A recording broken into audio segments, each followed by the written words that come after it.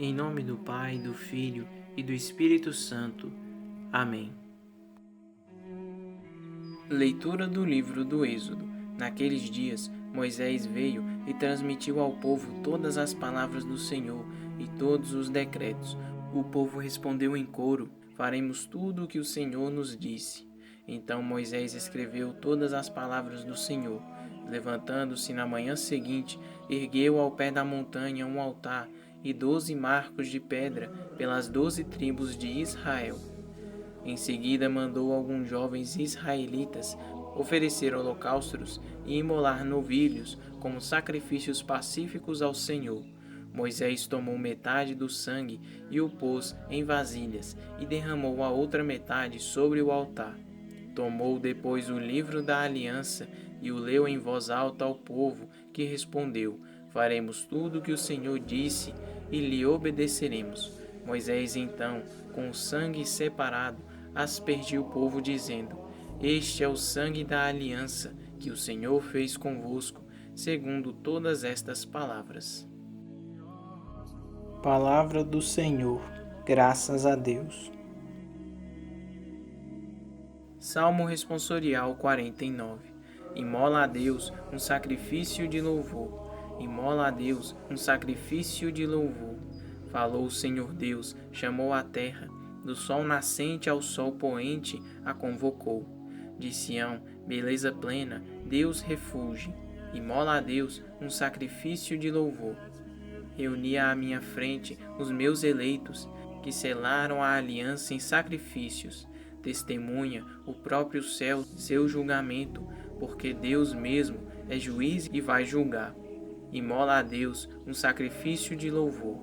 Imola a Deus um sacrifício de louvor, e cumpre os votos que fizeste ao Altíssimo. Invoca-me no dia da angústia, e então te livrarei e hás de louvar-me. Imola a Deus um sacrifício de louvor. Imola a Deus um sacrifício de louvor. Proclamação do Evangelho de Jesus Cristo segundo Mateus. Glória a vós, Senhor.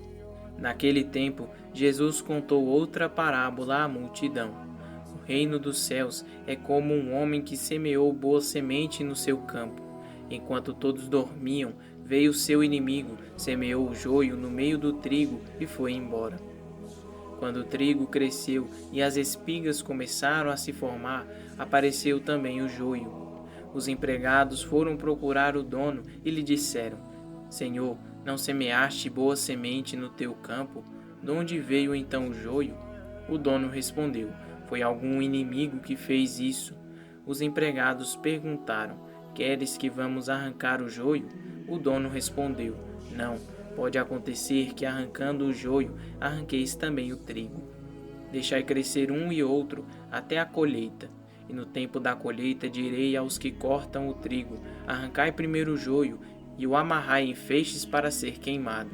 Recolhei, porém, o trigo no meu celeiro. Palavra da salvação. Glória a vós, Senhor.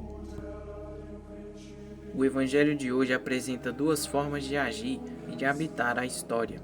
Por um lado, o olhar do dono, que vê além. Por outro, o olhar dos servos, que veem o problema. Os servos preocupam-se com o campo sem ervas daninhas. O dono preocupa-se com trigo bom. O servo convida-nos a ter o seu olhar, que se fixa no trigo bom, que sabe conservá-lo até no meio das ervas daninhas. Não coopera com Deus quem procura os limites e defeitos dos outros, mas ao contrário, quem sabe reconhecer o bem que cresce silenciosamente no campo da igreja e da história, cultivando-o até o amadurecimento. Papa Francisco, Ângelus, 19 de julho de 2020. Pelo mundo afora, já se cometeram erros clamorosos, condenando pessoas inocentes a morrer na forca ou na cadeira elétrica. O ser humano tem a tendência de querer eliminar quem incomoda, como se este fosse sempre o culpado. Contra o perigo de se cometerem injustiças, Jesus nos adverte com a parábola do joio e do trigo. No meio dos bons crescem os maus, a justiça vive ao lado da injustiça. O homem de fé continua servindo a Deus em meio aos que se dizem ateus. Ora, Deus tem um plano de salvação para todos os seus filhos e filhas, bons e maus. Ele quer que todos sejam santos, a todos dá o tempo de vida e espera a conversão dos maus. Deus é o único juiz confiável. Nosso papel de cristãos não é destruir as pessoas que estão no mau caminho, mas reconduzi-las ao caminho de Deus.